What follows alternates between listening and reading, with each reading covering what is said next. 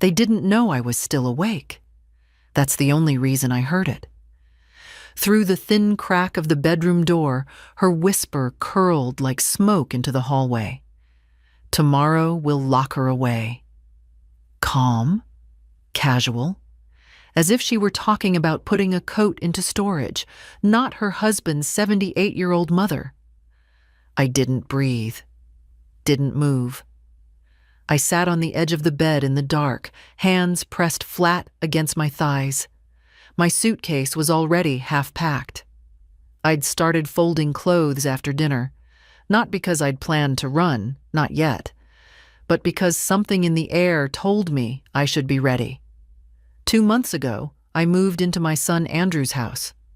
My little cottage had become too much to manage after the hip surgery, and Andrew said, "You'll be better off here, Mom.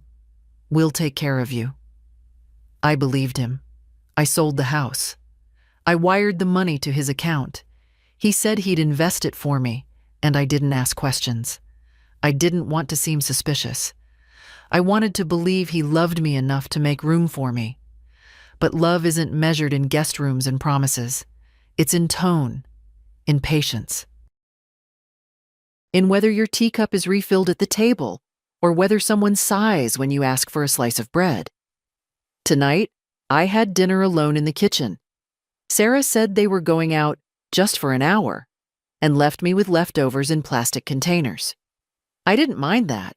I minded the way she glanced at her watch when I asked how her day was, as if even a few seconds of conversation with me were an interruption. I'd just finished rinsing my cup when they came home. I stayed in the room until I heard them head upstairs. It was when I was getting ready for bed, the door slightly opened to let the cat come in, that I heard it. Her voice, that whisper. "She's getting slower," Sarah said. And she asked about the money again.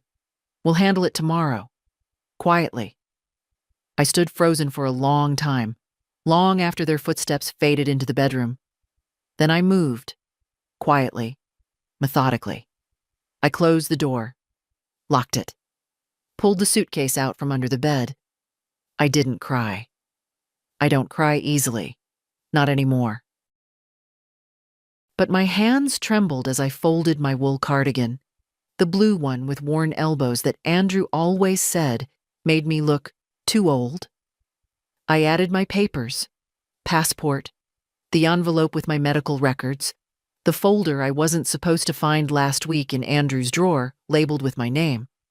The clock said 12:43 a.m. I wasn't sure where I'd go. I had no plan, just one instinct: leave, before they made that whisper real. Outside, the street was quiet. The neighborhood was too polished: identical houses, cars without dust, sidewalks without cracks. I didn't belong here. I never had. I opened the front door without a sound. Shoes in one hand, suitcase in the other. I didn't leave a note. What could I possibly write? Thank you for the hospitality. I paused just once at the end of the walkway, looking back at the house where my son lived, where my name was no longer welcome at the table. Then I turned, stepped onto the street, and walked toward whatever would come next. The suitcase felt heavier with every step, not from weight, but from the shame packed into it. I didn't know where I was walking to. I just knew I couldn't stay. The bus stop was 2 blocks down. I walked barefoot, shoes still in my hand. The pavement was cool from the night air, and the silence pressed against my skin like a second coat. I passed 3 houses before a motion sensor clicked on and bathed me in light. I paused, caught like a thief in someone else's security, and for a second, I wanted to turn back. Just knock on the door, say it was a mistake, say I was tired and misunderstood what I'd heard.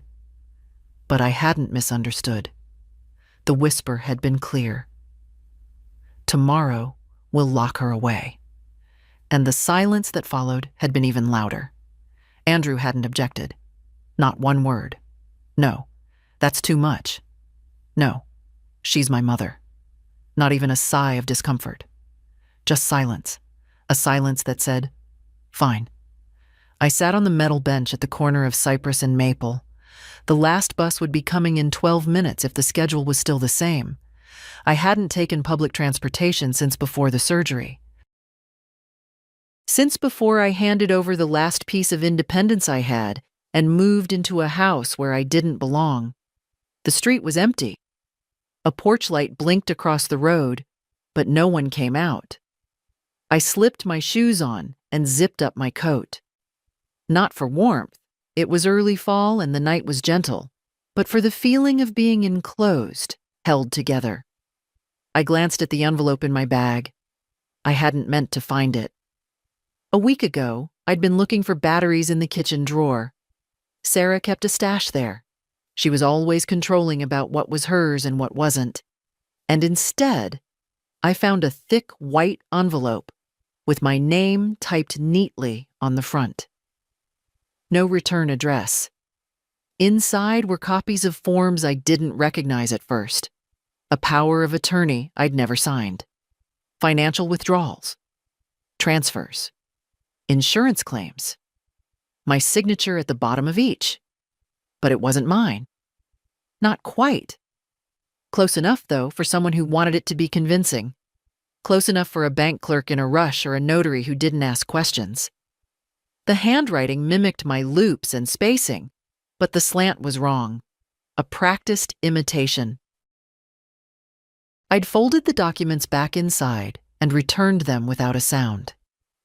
That night, I lay in bed staring at the ceiling, remembering things that hadn't seemed strange before. The urgent push for me to sell my house. The way Andrew insisted on handling all the calls with the financial advisor, the quick, quiet way Sarah took over my medications and organized my files. The whisper I heard tonight wasn't a beginning. It was the final line in a plan that had been unfolding for months. The bus came. I stood, pulled my bag behind me, and climbed aboard. The driver, a heavy-set man in his 50s, barely glanced at me. "Anywhere in particular?" he asked. "Just downtown," I said. "Near the old library." He nodded. "You're out late." I didn't answer. I watched the empty streets blur into each other as the bus hummed forward. Streetlights flashed across the windows in rhythm. Each flash a thought. He knew. She forged. They wanted me gone. 20 minutes later, I stepped off in a part of town I hadn't been to in years. The hotel I remembered was gone. In its place stood a lit-up glass building. I wandered until I found a small motor lodge tucked between a gas station and a 24-hour diner. The woman behind the counter barely looked up when I said, "One night." The room was small, clean enough. It smelled of bleach and something older, something permanent. I locked the door behind me and set the suitcase on the chair. Only then did I let myself exhale fully. I sat on the edge of the bed and looked at the phone in my hand. No missed calls. No messages. Of course not. They hadn't noticed yet. Or they had, and decided not to ask where I'd gone. The worst part wasn't the whisper. It wasn't even the forged signature or the fake smiles. It was the knowing, the certainty that at some point in the past year, I'd stopped being a mother to Andrew. I'd become an account, a signature, a room that cost more than it gave, a burden. I took off my shoes and lay back on the bed, fully dressed. I wasn't afraid. Not yet. That would come later. Tonight I was just tired, but tomorrow I'd begin. I didn't sleep much. The motel sheets were stiff, and the hum of the fridge sounded like a distant train, never stopping, always pushing forward. I lay on top of the covers, staring at the cracked ceiling, replaying everything. Her whisper, the envelope, the way Andrew avoided my eyes at dinner. I'd never meant to be a problem. I didn't come to their house expecting much. I thought I'd help with errands, maybe keep Sarah company, spend a little time with the kids, though that part never materialized. They were always too busy, too scheduled, and maybe I was too old to be interesting. At first it was just small things. My favorite chair moved to the garage. My tea mug replaced with a newer one, thinner, prettier, but it burned my fingers. Sarah rearranged the pantry, said it was more efficient now, though I could never find the salt. Andrew said it was all for my comfort, but it always felt like I was being managed, not cared for. I got up before the sun rose and made tea with the motel's rusty little kettle. It tasted metallic, but it was hot, and I needed something to hold. The quiet in that room was different from the quiet in their house. There, it had weight. Watchful, waiting to correct me if I sat too long at the table or turned the TV up too loud. Here, it was just silence. No judgment. Just stillness. I opened my suitcase to change and paused, again, at the envelope. I hadn't dared open it again last night. Just knowing it existed had been enough to steal the breath from my chest. But this morning, I needed to see it. I needed to know what, exactly, they'd taken. The papers were neat, clipped together. Copies, not originals. Maybe they'd been meant for the shredder. Maybe Sarah forgot she'd put them in the drawer. There were 3 main documents. One was a general power of attorney, authorizing Andrew to act on my behalf in financial and legal matters, including but not limited to banking, property, and medical decisions. Signed in my name, witnessed, even notarized. The signature was good. Not perfect, but close. I'd seen it before. On birthday cards Sarah had filled out, from all of us, when Andrew was busy. The same slight curve in the D, the same forced neatness. The second was a transaction history from Andrew's investment account. Multiple transfers from an account labeled with my old address, the one linked to the sale of my cottage. $180,000 gone in 4 months. Not a single call to ask if I needed anything. Not a word. The third was a draft application. Assisted living facility. My name typed neatly at the top. Age, medical conditions, mobility notes. One line stood out, bolded. Patient demonstrates early signs of cognitive decline. That's what Sarah said last week when I couldn't find the house keys. Maybe it's time to get your memory checked, Mom. She'd said it sweetly, with a hand on my shoulder. I laughed, thinking it was a joke. Apparently, it wasn't. I folded the papers back slowly. My hands were steady now. I was done being shocked.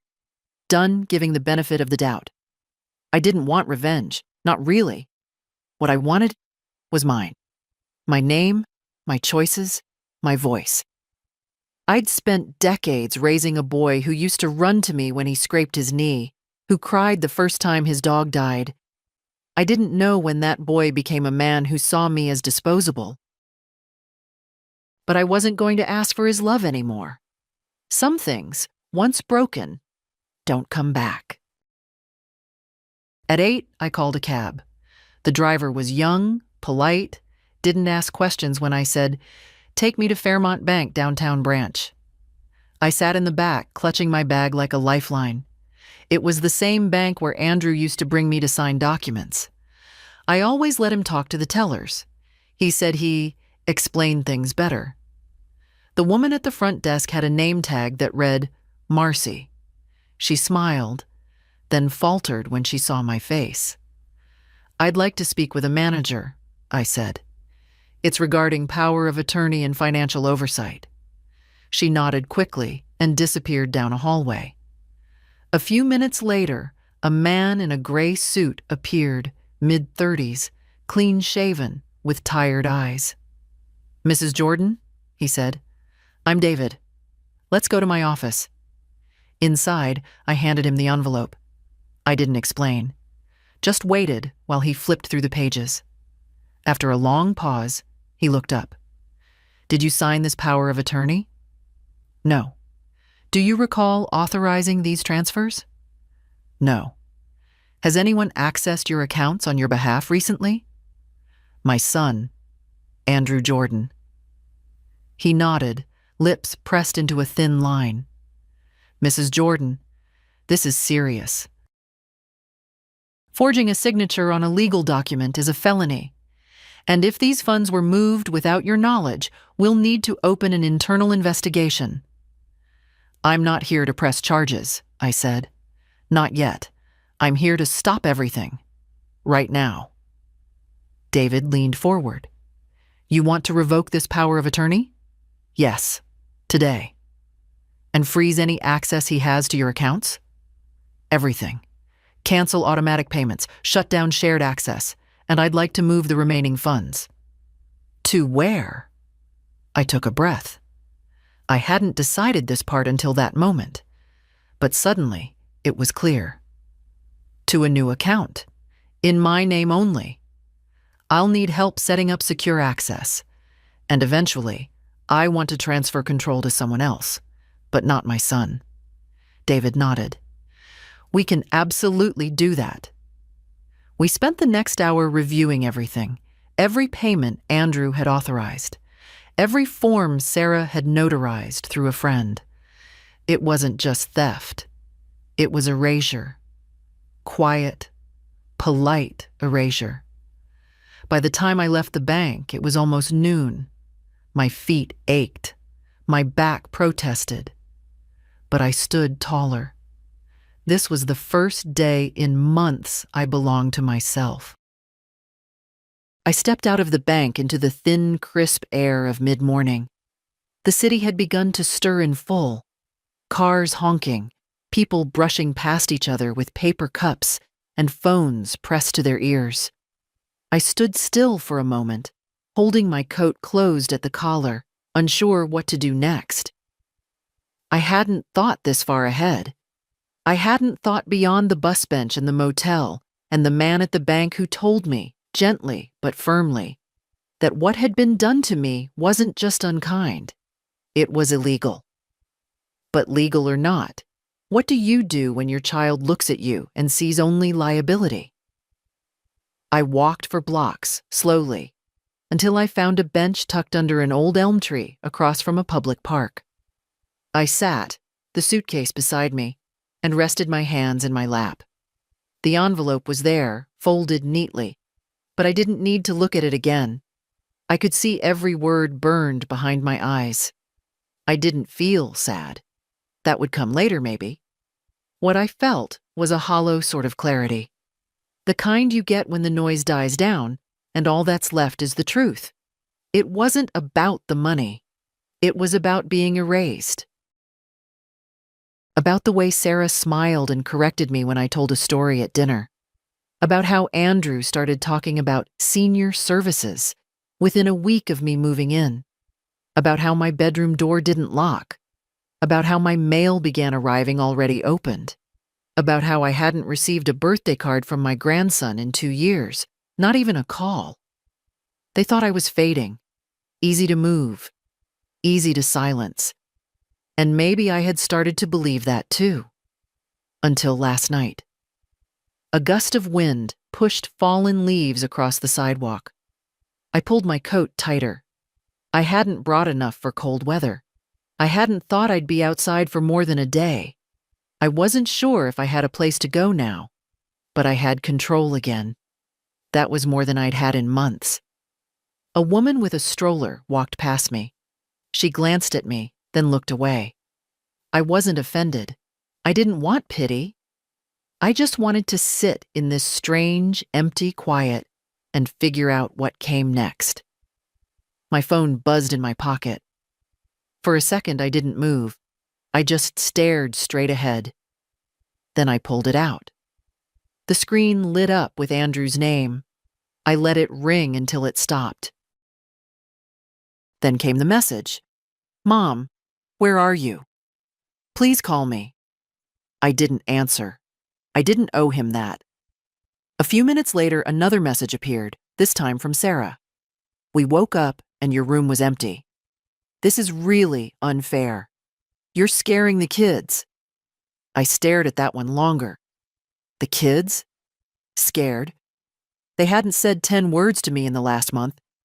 They avoided me in the hallway like I was a bad smell. And now they were scared? No. Sarah was scared. Scared that her nice little plan was crumbling. Scared that the old woman she meant to lock away had slipped out the front door with a suitcase and a secret. Good. Let her be scared. I closed the messages without responding. I didn't know what to do next, but I knew who I needed to see. There was a name on a card David, the bank manager, had given me. A lawyer. Someone who could walk me through the rest of the process. Someone who could help me make sure this wouldn't happen again. Her office was 6 blocks away. I stood up, stretched the ache from my back, and pulled my suitcase along behind me. It rolled noisily over the cracked pavement. The receptionist was young, with a soft voice. "Do you have an appointment?" "No," I said, "but David from Fairmont Bank told me to come." She nodded and disappeared through a side door. A few minutes later, a woman in her early 40s came out. Tailored jacket, soft gray eyes, not much makeup. She extended her hand. "Mrs. Jordan? I'm Elise Becker. David called. Come with me." We sat in a private office with tall bookshelves and heavy curtains. I opened the envelope one more time. Elise read through everything slowly, her eyes narrowing. When she finished, she looked up at me and said, "I'm so sorry. This happens more often than people think, especially to older women who trust too easily." "I didn't think I was being naive," I said quietly. "Just hopeful." "You weren't naive," she said. "You were loving, and they took advantage." We spent nearly 2 hours together. She explained my rights, what the forged documents meant legally, what actions could be taken. She used words like fraud, financial exploitation, elder abuse. I nodded through them, though they sounded like someone else's life. I wasn't ready to talk about court. I wasn't sure I wanted to. But I did want protection. "I want a new will," I said. "I want everything rewritten." She didn't blink. "We can do that.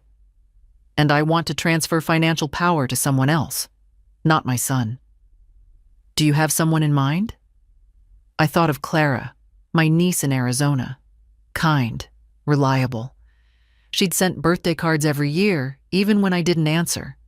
She'd visited after my surgery, brought soup and magazines, and didn't ask about money. "Yes," I said. "I'll call her." Elise began drafting documents while I sat there, sipping the lukewarm tea her assistant brought in. Her office was warm and smelled like lavender. For the first time since the motel room, I felt something settle inside me. Not peace, exactly, but footing. I was still standing. When I left her office, my phone had 4 missed calls, all from Andrew, and 1 voicemail. I didn't listen. Instead, I turned the phone off. Let them wonder. Let them sit in the silence for once. Let them feel what it's like to wait for a call that never comes. The sun had started its slow descent by the time I stepped out of Elise's office. I stood on the sidewalk for a moment, blinking at the light. My suitcase rolled behind me like a tired companion. I hadn't eaten all day, but I wasn't hungry. There was something sharper in my stomach. Not pain, not quite fear. Something like readiness. I found a bench near the train station and sat down. I wasn't sure where I would sleep that night. The motel was an option, but part of me didn't want to go back there. I needed something else. Something unfamiliar. A small act of defiance, maybe. A reminder that I could still choose. I opened my bag to look for a sweater and felt the edge of the envelope again. My hand brushed the contents I already knew by heart. The forged power of attorney, the bank transfers, the draft admission forms to a care facility. But there was something else tucked behind them. A second envelope. Sealed. Heavier. I didn't remember packing it. It must have been there by accident. Or maybe Sarah had left it in the drawer without realizing. I opened it slowly. Inside, more forms. Property records. Loan applications. One was a refinance agreement on my old house. Dated just 2 weeks after I moved in with Andrew and Sarah. I stared at it, then looked closer. The house hadn't been sold once. It had been sold twice. Andrew had forged a second transfer using my name to take out equity after the first sale. They'd claimed I was still the legal owner, used that as leverage to pull another loan against it. But the worst part was the note paper-clipped to the back. In Sarah's handwriting, small and perfect. Make sure she doesn't see mail from Ridgeway Title. Redirect notices starting next week. They hadn't just taken my money. They'd planned to drain every last trace of my life before handing me over to a facility and walking away clean. I folded the papers slowly, hands steady. So that was the plan. Sell the house, take the money, forge the signature, refinance again, lock me up. Smile for Christmas cards. Let the doctors blame it on age. But I wasn't confused. I wasn't lost. I was angry. Not the loud kind. Not the messy kind. The kind that sits low in the belly and waits. That sharpens itself on silence and time. I sat there on that bench for a long time, watching people move through the world, some laughing, some rushing, none of them knowing what it meant to vanish piece by piece inside your own family. They'd tried to turn me into a shadow, but I'd remembered who I was, and tomorrow I'd remind them too. I didn't go back to the motel that night. I walked until my legs ached, then checked into a modest bed and breakfast a few blocks from the courthouse. The woman at the desk didn't ask questions, just handed me a key and pointed down the hall. The room was small, but warm. A patchwork quilt on the bed. A lamp with a crack in the base. It felt like a place where someone could rest and still feel real. I slept deeply for the first time in weeks. No dreams. No footsteps outside my door. No whispers. In the morning, I got dressed, tied my scarf, and called the bank. David answered on the second ring. "Mrs. Jordan," he said, his voice already tense. "I was going to call you. We've flagged several more transactions. One of them was attempted just this morning, a transfer of $12,000 to a private contractor. The account was Andrew's. The authorization came from a joint account that listed you as co-owner." "I want it blocked," I said calmly. "We already froze it," he replied. "But he may try again. He's likely going to notice soon." "I assume he already has." There was a pause. "Do you want to report it formally?" "I can refer you to our fraud unit." "Not yet," I said. "But keep everything stopped, every transfer, every link, everything with my name on it. I want full access moved to my new account and nothing else touched." "Yes, ma'am." I could hear him typing in the background. "Also," I said, "I want to see a printout. Everything Andrew or Sarah touched, every withdrawal, every transfer, all of it." "We'll prepare the full report," he said. "It'll be ready for pickup this afternoon." After I hung up, I sat quietly on the edge of the bed, staring at the curtain fluttering in the breeze. I thought about my house, the one they'd sold and resold like it meant nothing. I thought about the garden I'd tended for 20 years, the hydrangeas I planted after my husband died. Gone now, covered in concrete and profit. And yet somehow I didn't feel broken. I felt sharp. Sharper than I had in years. By 10, I was back at the bank. David handed me the folder himself, face grim. "This is everything from the last 18 months, he said. "The amount moved is significant." I sat down in the small private room, opened the folder, and began reading. Page after page, withdrawals labeled home maintenance. But I hadn't lived in a house that needed fixing. Medical expenses, but I'd never seen those doctors. Investment transfers. Into Andrew's name, always temporary, he'd told the clerk, just moving funds around for tax strategy. And the worst, automatic transfers I never noticed. A slow bleed of $600 here, $400 there, set to hit monthly, subscriptions, insurance policies, a cleaning service, a landscaping company. I had been paying for the house I no longer owned, for their groceries, for their vacations. One line made my hand go cold. Tuition, Grandview Academy. Annual. I stared at it. That was Sarah's niece's school, not even family, just someone they wanted to impress. I turned back to David. "I want all of this stopped," I said. "It's already done," he assured me. "But you need to understand, this qualifies as financial exploitation.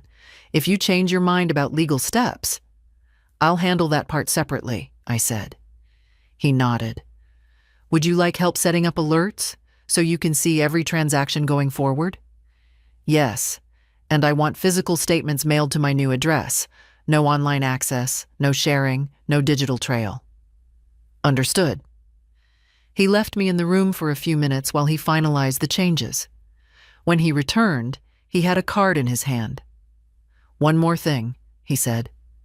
"There's a support organization for older adults who've gone through situations like this. They help with housing, legal aid, emotional support. It's confidential. You don't have to." I took the card before he could finish. "Thank you," I said. "I might call." That afternoon, I did. Not because I needed a therapist or a place to cry, but because I needed a witness, someone to say, "Yes, this happened. And no, you weren't crazy." The woman who answered, her name was Patrice, spoke gently, but not with pity. She didn't sound surprised. She just said, "You're not alone." And I believed her. Patrice met me the next morning at a small community center tucked between a church and a grocery store. Nothing fancy, just a clean front desk, quiet hallways, and the smell of coffee drifting in from a side room. She was in her 50s, with silver-streaked hair and soft eyes that didn't blink away from pain. "You must be May," she said, shaking my hand. "Come on back. We'll get started." Her office was simple. 2 chairs, a desk, and a bookshelf with pamphlets about elder rights, fraud, long-term care. I didn't look at the titles. I was tired of reading about people like me. "I don't want therapy," I said, before she could start. "And I'm not here to vent. I've done what I needed at the bank. I just want to make sure no one ever puts me in this position again." Patrice nodded without offense. "That's exactly what we'll do." She opened a folder and pulled out a short form. "I'll take down some background, and then I'll connect you with one of our legal partners. No cost to you, and if you need safe housing, we can help arrange that too. Transitional stays, independent units for women who've been displaced. I'm not displaced," I said. "I left." She smiled gently. "That's even better." We talked for a while. I answered her questions, filled out a few forms. Then she picked up the phone and dialed someone named Ruth. 10 minutes later, I was sitting across from a new woman with sharp glasses and a quiet voice. "Tell me what you want," Ruth said. "Not what happened, just what you need moving forward." It was the first time anyone had asked me that without condescension. I want a new will, I said. Everything rewritten. My son and his wife removed entirely. I don't want them to receive a cent. Not even by mistake. Done. I want my financial power of attorney reassigned to someone I trust. Someone who will act only with my written permission. Do you have someone in mind? My niece, I said. Her name is Clara. Good. We'll send the forms to her for co-signing. I also want a living will, I added, and a medical directive. No one should be able to make decisions about my care but me, unless I've specifically named them. Ruth looked at me for a long moment, then nodded again. You're the kind of client we don't see often, she said. Most women come to us in pieces. You came already whole. Bruised, but whole. I didn't answer. I wasn't here to be praised. I just wanted it all clean, signed, filed. Over the next hour, we went through the details, the accounts, the property, the list of assets still in my name. She explained how the second mortgage Andrew had taken out could be challenged, since it had been done with forged signatures. But I would need to decide whether I wanted to press charges or simply sever the ties. I chose the second. For now. I don't want their money, I said. I want mine. I want my name back. I want silence from them. That, Ruth said, I can help with. By the time we finished, the sun was already low. She handed me a folder, a new one, clean and labeled with my name in her handwriting. Everything will be official by end of week, she said. Until then, no one can touch anything. And if they try, you call me. I stepped outside, holding the folder like it was made of glass.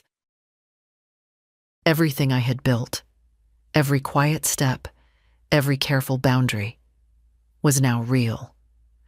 I wasn't afraid of Andrew anymore.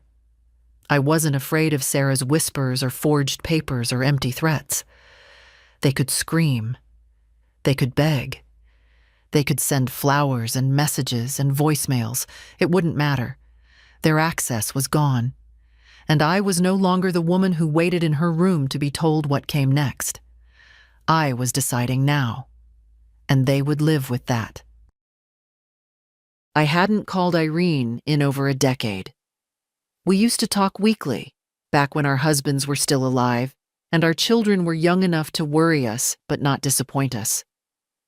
She moved to the coast after her second stroke, said the air was easier there. I sent her a card that Christmas, and she sent back a short note. Then nothing. Life had drifted us apart like leaves on different rivers. But that afternoon, as I sat alone in the bed and breakfast with the folder from Ruth in my lap, I dialed her number from memory. She picked up on the second ring. Hello? I knew her voice immediately. It was lower now, slower, but it still carried that old edge, like she'd always just finished telling someone off. Irene, I said, my voice breaking just a little. It's May. A pause. And then, May Jordan? Lord have mercy. Where have you been? I left, I said. Left Andrew's house. I needed to disappear, just for a bit. Another pause. This one different. Not surprise. Something more careful. Is everything all right? No, I said honestly. But I think it will be. She didn't ask questions. Just said, you have somewhere to sleep? Tonight, yes. Tomorrow. I don't know. You do now. I'm still in Newport. Got an extra bedroom, the one with the green quilt you hated. Come stay. I'm not asking. I'm telling. I let out a breath I hadn't known I was holding. Thank you. Pack your things, she said. I'll have soup waiting. The bus ride to Newport took 3 hours. I dozed through half of it, the folder clutched to my chest like a passport. When I got off, Irene was already waiting at the station, shorter than I remembered, but her eyes as sharp as ever. She didn't hug me right away. just looked at me hard. "You're thinner," she said, "and tired. Come on, we'll talk over tea." Her house was small, but filled with life. Photos everywhere, old records in the corner, a cat that hissed at my suitcase and then disappeared under the couch. She made soup like she always had, heavy on the garlic, no apologies. When we finally sat at the kitchen table, she poured 2 mugs of tea and waited. I told her everything. From the moment I moved in with Andrew, to the forged papers, to the whisper in the hallway. I told her about the bank, the lawyer, the envelope. She didn't interrupt. Not once. When I finished, she leaned back, folding her arms. Damn. I smiled despite myself. "And here I thought my daughter-in-law was the queen of cruelty," she added. "Yours sounds like she could teach a course." "It's not just her," I said. "Andrew let it happen. He watched it happen. That's what breaks me." Irene nodded. "Oh, honey, we raise them to stand tall, and they grow up thinking we're the floor." That silence settled in again. Not awkward, not sad, just full of all the things we both had lived and never said aloud. "You're staying as long as you need," she said. "I mean it. And if you want quiet, I'll give you quiet. If you want to scream into the sea, I'll hold your coat." I laughed. A real laugh. The first one in longer than I could remember. That night, she gave me the room with the green quilt, after all. And as I lay in bed, listening to the waves through the cracked window, I felt something unfamiliar return to my chest. Not safety. Not yet. But something close. The phone started ringing just after 8 the next morning.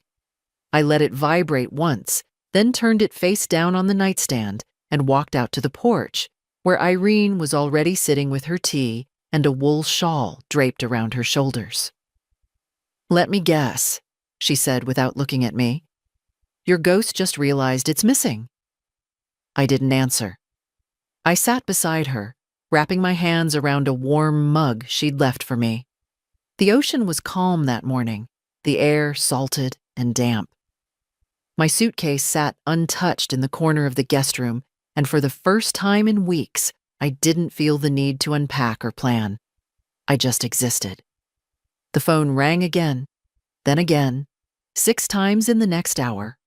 All Andrew, no voicemail. Just the name flashing over and over, as if urgency could erase what he'd done. "He's not worried about you," Irene said. "He's worried about whatever access you've taken with you." I nodded.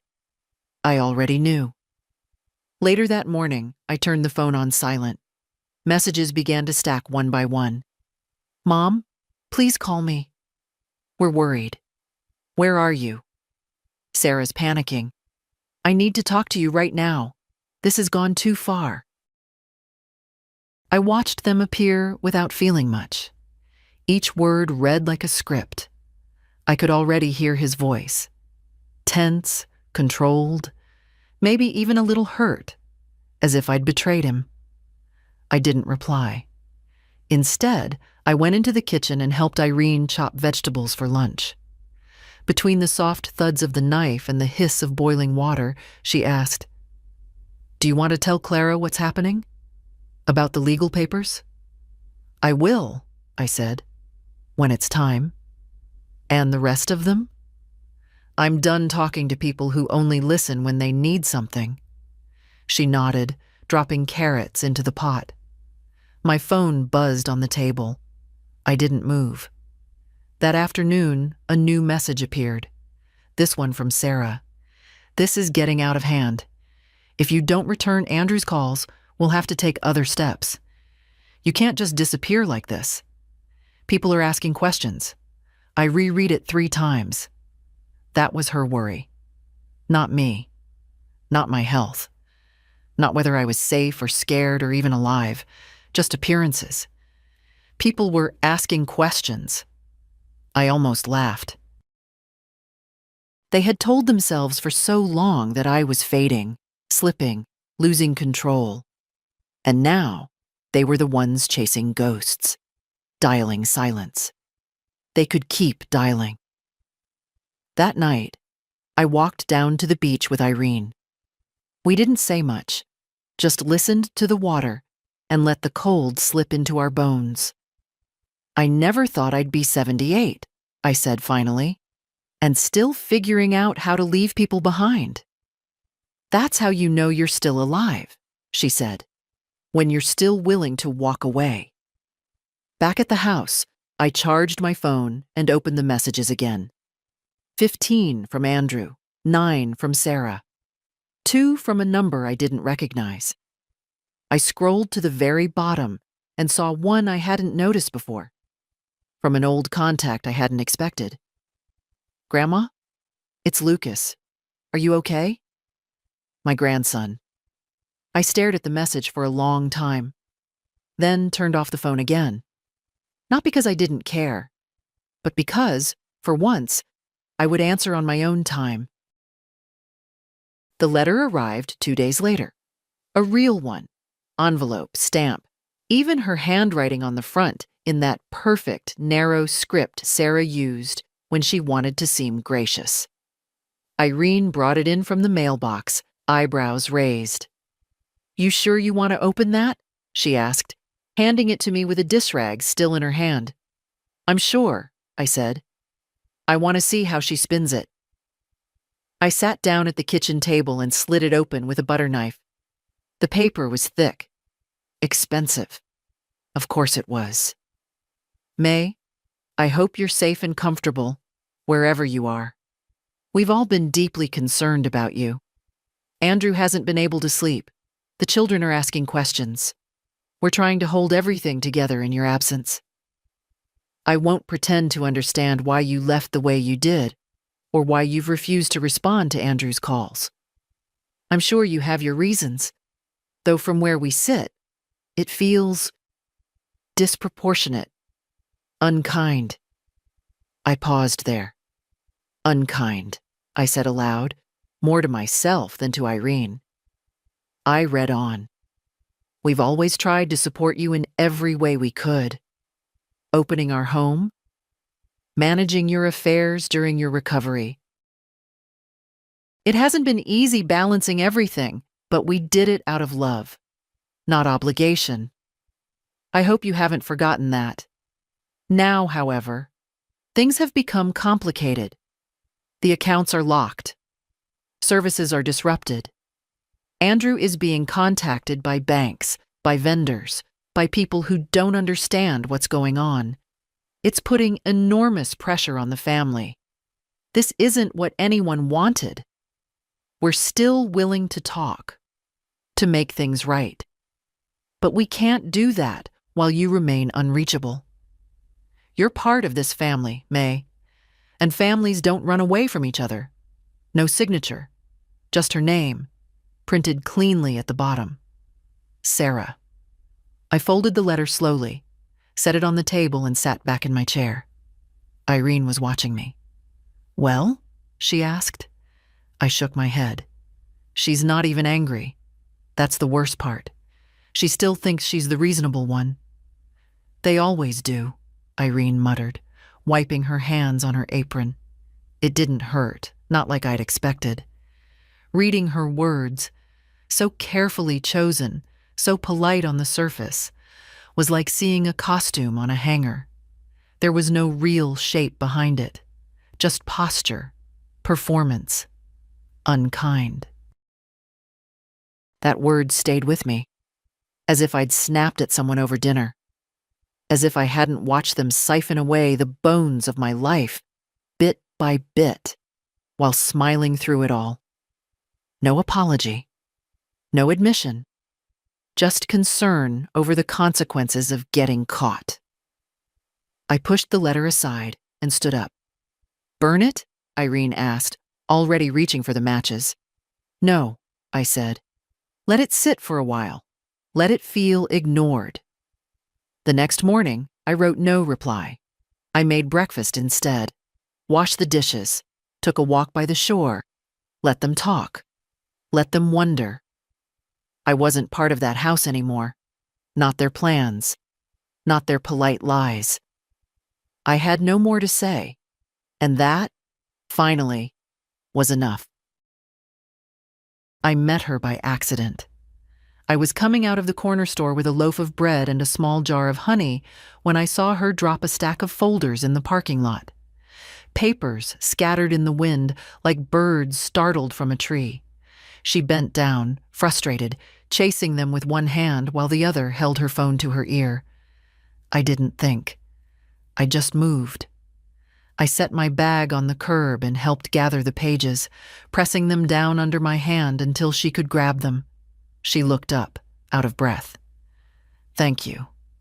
God, thank you. She was young, mid-30s maybe. Her jacket had a patch on the shoulder, North Coast Community Services. We stood up together. You okay? I asked. She smiled sheepishly. I will be. I've got 3 appointments today, I'm behind, and the copier broke this morning. But that's not your problem. Thank you again. She reached for the last page, glanced at my face and paused. Wait, are you May Jordan? I blinked. Yes. Her smile softened. I thought so. Patrice mentioned you, from Elder Services. That's right, I said carefully. How do you know Patrice? I work with her sometimes. I'm a field coordinator. Housing and outreach, mostly. She shifted the papers into one arm and held out her hand. I'm Lila. We shook. I didn't expect to run into you here, she added. I actually read your intake report last week. You're kind of famous in our office right now. I laughed, despite myself. That's never a good sentence. No, seriously. Most people in your position stay quiet. They let it happen. You didn't. You drew a line. It was either that or vanish, I said. Lila looked at me for a long moment, then reached into her coat and pulled out a folded piece of paper. I probably shouldn't be mixing business and groceries, she said. But I have a unit. Safe housing. 1 bedroom, no stairs, quiet building. It's usually reserved for emergency placements, but I think you qualify. I looked at the paper, then at her. What's the catch? No catch. It's yours for up to 6 months. No rent. Utilities covered. You'd have privacy. Freedom. And strings? She shook her head. Just one. You check in with me once a week. Not because I don't trust you, just so you're not alone. I didn't answer right away. I watched the wind move through the trees behind her, the way the sky had turned pale and wide. A place of my own. Not borrowed, not conditional. I took the paper. I'll think about it. Of course, she said. Take your time, but don't wait too long. Places like this don't stay open. 2 days later, I moved in. It wasn't fancy. Small kitchen, older carpet, a window that stuck when you opened it. But it was mine. I unpacked my suitcase slowly. No rush. Each folded sweater, each notebook, each pair of socks felt like it had earned the right to be there. Lila came by the next morning with fresh towels and 2 mugs. Just in case you want coffee with someone, she said. Or don't. We sat for a while. She didn't pry. Just told me about her job, her dog, her aging mother who still tried to drive without glasses. I listened. I didn't talk much. But something about her rhythm calmed me. When she left, she said, You don't owe anyone an answer, but you deserve to ask yourself what you want now. Not what you'll tolerate. What you want. That night, I stood at the window in my new apartment. The lights outside were soft. No one was watching me. No one had access to my drawers or my name or my future. For the first time in years, I felt unclaimed, and I liked it. The library was 6 blocks from the apartment Lila helped me settle into. a low building with faded bricks and a crooked open sign in the front window.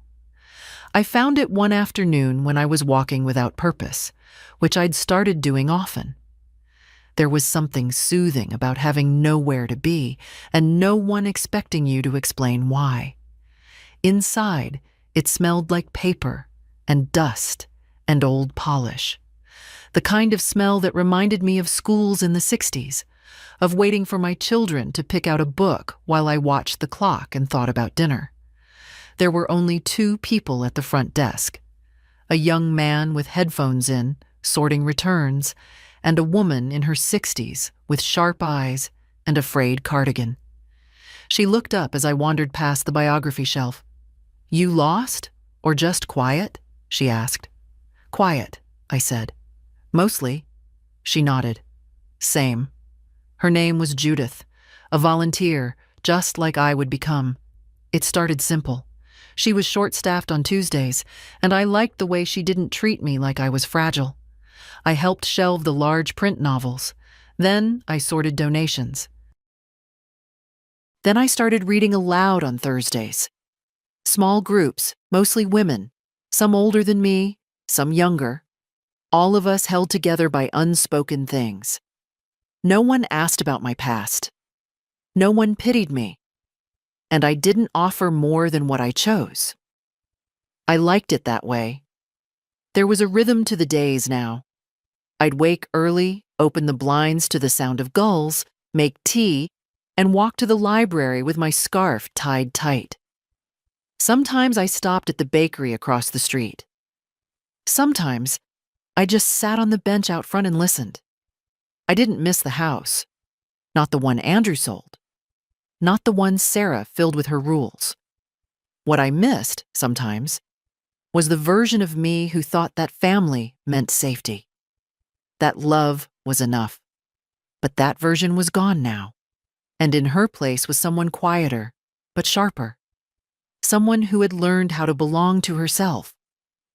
One afternoon, Judith handed me a stack of flyers. "Community talk next week," she said. "Elder advocacy. You should come." "I've had enough of talking," I said. "Not for you," she replied. "For them." You'd be surprised who listens when the right person stands up. I folded the flyer into my coat pocket. I wasn't sure I was ready to stand again, but the idea didn't scare me like it used to. Later that week, a woman came in with her grandson. She was probably near my age, dressed in clothes that looked borrowed and too large. She kept looking over her shoulder, as if expecting someone to come pull her back. I saw myself in her, or who I might have become had I not left when I did. She asked where the large print books were. I showed her. We didn't talk much, but as she turned to go, she said quietly, "You volunteer here?" "I do." She nodded once. "That's good. It means someone still sees you." I didn't answer, just smiled. That evening, I sat at my little kitchen table and thought about what Lila said, about asking myself what I wanted, not just what I could endure. And what I wanted, maybe more than anything, was not to vanish, not into their house, not into their silence. I wanted to be useful, yes, but not necessary. Seen, but not controlled. Free, but not forgotten. And for the first time in a long time, I believed I was building a life where that was possible. It was a Wednesday. Overcast. Quiet. I was at the front desk helping Judith sort overdue slips when I looked up and saw him standing just inside the doors. Lucas, my grandson. He was taller now, taller than I remembered. Hair longer, shoulders sharper. Still just a boy in some ways, but the kind of boy who was learning to carry things quietly. He wore a navy jacket too thin for the season and held nothing in his hands. I froze. Judith followed my gaze and leaned in. "Want me to send him off?" she asked. "No," I said softly. Let's see if he came as himself or as their messenger. Lucas spotted me and walked over, slow, uncertain. I stepped out from behind the desk. He stopped a few feet away. "Hi," he said. "Hi. I saw your name on the volunteer board online," he said, rubbing the back of his neck. "Didn't know where else to find you." I didn't ask how long it took him to work up the courage. I could see it on his face. The same expression Andrew had when he was 14 and broke a neighbor's window, but told the truth anyway. "Do your parents know you're here?" I asked. "No." "You tell them if you want to." "But I'm not calling anyone." He nodded, looked down. "I didn't come to defend them," he said. "I don't even know everything they did, but I know you left, and I know it was bad, and I think—" He looked up again, eyes a little red. "I think I should have asked more, before." "You were a child," I said. "It wasn't your job." "Still," he said, "you were always kind to me. I should have at least said goodbye." That did something to me. A small tear along a seam I thought I'd already stitched shut. "Would you like to sit?" I asked, gesturing to the reading chairs by the window. He nodded. We walked together in silence. He didn't touch his phone, didn't fidget, just lowered himself into the seat and waited. I sat across from him. We looked at each other for a long time. "You were the only one who remembered my birthday last year," he said.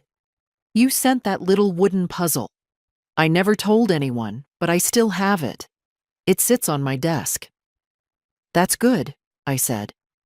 "They told me you were tired, that you needed space, that you were confused sometimes." His voice cracked slightly at the last word. I didn't correct him. I didn't need to.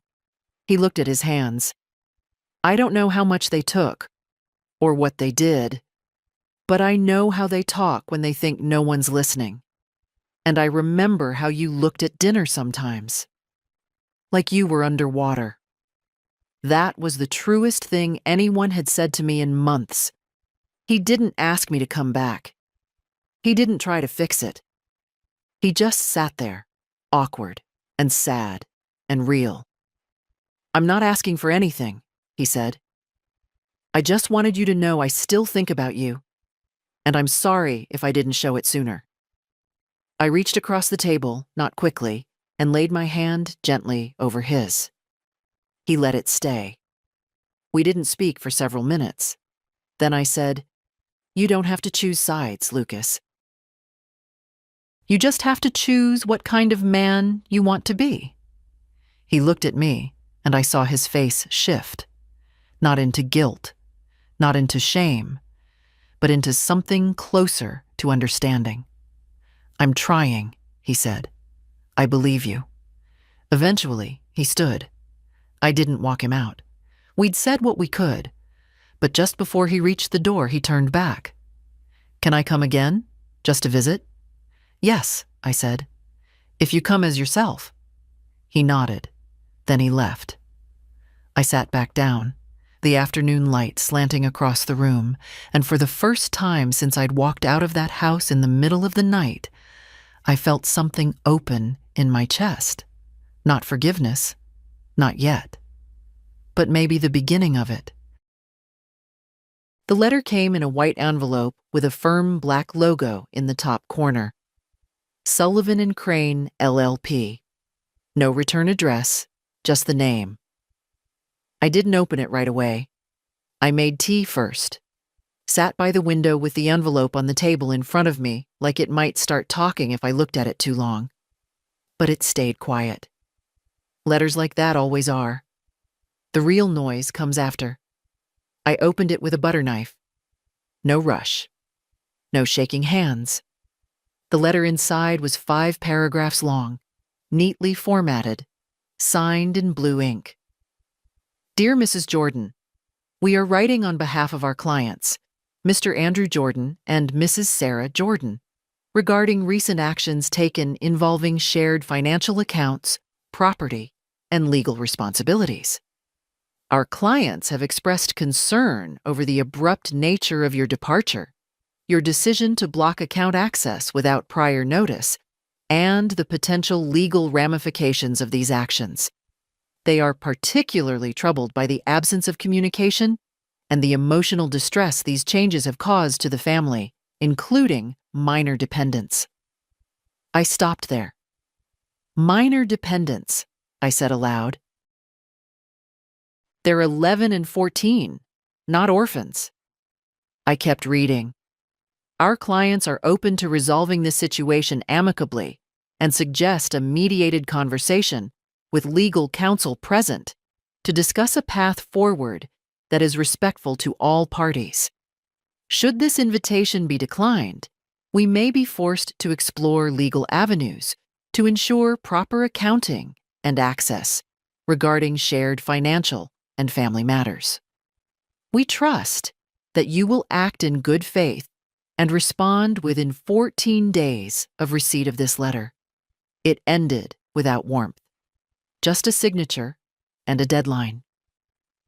I folded the paper slowly, placed it back in the envelope, and stood up. The tea had gone cold. 2 hours later, I was sitting across from Ruth in her office again. She read the letter silently, lips pressed together, pen tapping once against the folder on her desk. When she finished, she placed it down and looked at me. "You okay?" I'm not surprised. No, but I'd hoped they'd at least pretend to apologize. I shrugged. They did, in their own way. They're sorry I woke up. Ruth didn't smile. She never did when the subject was Andrew and Sarah. "This letter isn't a real threat," she said. "It's a push, an attempt to intimidate you into backing down, into giving them a seat at the table again. They don't get a seat anymore." "Good," she said, "because you have every legal right to protect your assets. Everything we've done is above board. If they want mediation, we can say no. If they pursue action, we respond formally.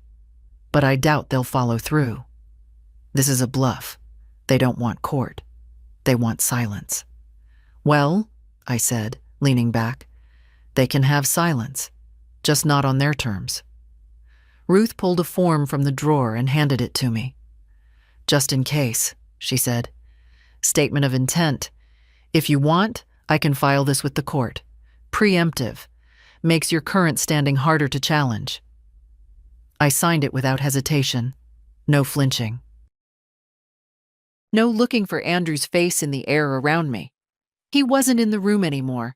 Not in my thoughts, not in my decisions. Ruth slid the form into her file. "They're not used to the version of you who says no," she said.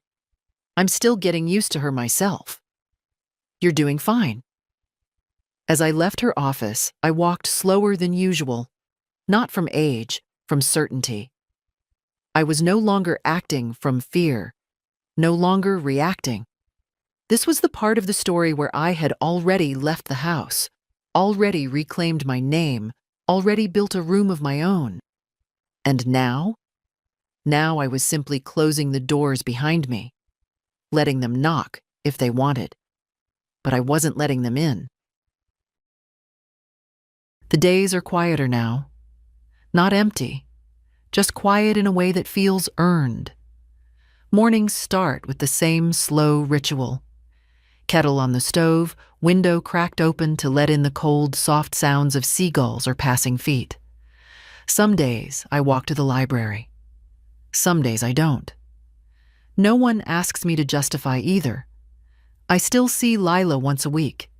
She brings muffins or paperwork, and we sit at my little table and talk about ordinary things.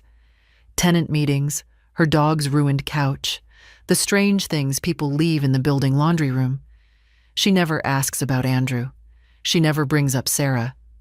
That silence, too, feels like respect. Lucas visits sometimes, never with warning, never too long. He brings a book or a pastry or nothing at all. We sit and read or talk or don't, and it's enough. The last time he came, he asked if I remembered the story I used to tell him about the girl who ran away and found a home in the forest. I always thought that was made up, he said. It was, I told him, but I didn't know then how much truth a made-up story can hold. Sometimes I think about writing things down, not for them, not even for Lucas. Just for myself. Not a memoir, God forbid, but something small, a quiet record, a way to say, I was here. I saw what I saw. I felt what I felt. I left when I needed to. Ruth still checks in. She told me last week that Andrew and Sarah haven't filed anything. Their lawyer's silence is louder than any letter they could send. I'm not waiting for another envelope. I'm not waiting for an apology that will never come. That was the old me. The version who thought love was proven by patience, by endurance, by staying even when it hurt. But I've learned that staying and disappearing can look the same from the outside, and I will not vanish again. There's power in refusal, not the loud kind, not the dramatic door-slamming kind, but the still kind. The kind that says, you do not get to define me anymore. You do not get to rewrite the story and leave me as a footnote. I don't hate them. I wish I did. Hate is clean, sharp. But what I feel is more like distance, the kind that no letter or lawyer or invitation to a holiday dinner can close. And that's all right. Some people lose you slowly. Others lose you all at once, in the middle of the night, with nothing but a suitcase and a folded envelope of truth. They don't always notice the moment it happens, but they always feel the absence. Irene calls from time to time. Her voice always cuts through the day like a familiar wind.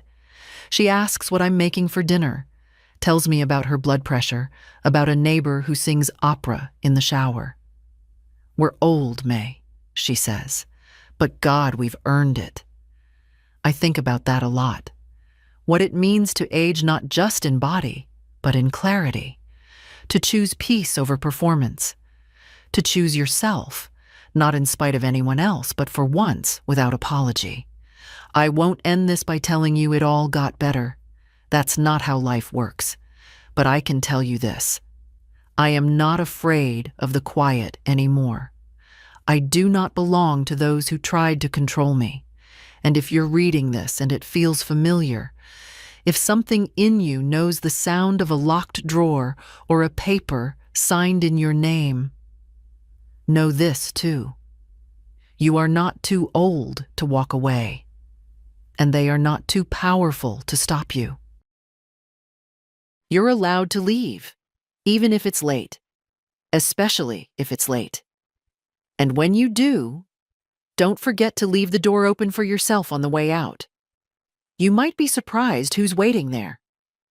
If this story spoke to you, share it with someone who needs to hear it.